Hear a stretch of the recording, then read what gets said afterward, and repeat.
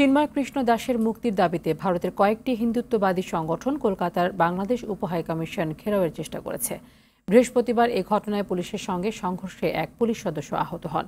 এই ইস্যুতে বৈঠক করেছেন মোদি ও জয়শঙ্কর। দেশটির সংসদেও উঠে এসেছে বাংলাদেশ প্রসঙ্গ। এদিকে অন্য দেশের অভ্যন্তরীণ বিষয়ে হস্তক্ষেপ করতে চান না বলে মন্তব্য করেছেন মমতা বন্দ্যোপাধ্যায়। সামদানি প্রত্যয় জানাচ্ছেন বিস্তারিত। বাংলাদেশ সম্মিলিত সনাতনী জাগরণ জোটের মুখপাত্র চিন্ময় কৃষ্ণ দাসকে রাষ্ট্রদ্রোহের মামলায় গ্রেপ্তারের পর থেকেই বিভিন্ন প্রতিক্রিয়া দেখাচ্ছে পার্শ্ববর্তী দেশ ভারত। এ ঘটনায় পাল্টাপাল্টি বিবৃতি দিয়েছে ঢাকা ও দিল্লি।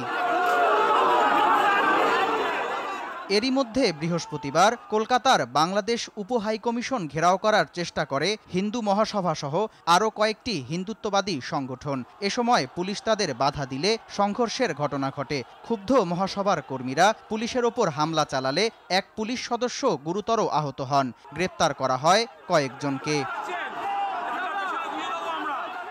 চিন্ময় ইস্যুতে ভারতের প্রধানমন্ত্রী নরেন্দ্র মোদীর সঙ্গে বৃহস্পতিবার বৈঠক করেছেন দেশটির পররাষ্ট্রমন্ত্রী এস জয়শঙ্কর।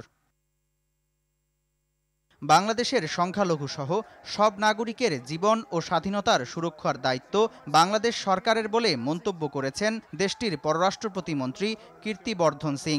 বৃহস্পতিবার লোকসভার অধিবেশনে কয়েকজন সাংসদের বাংলাদেশে চলমান ইস্যুগুলো অন্তর্বর্তী সরকারের কাছে তুলে ধরা হয়েছে কিনা সংক্রান্ত প্রশ্নের জবাবে এ মন্তব্য করেন তিনি।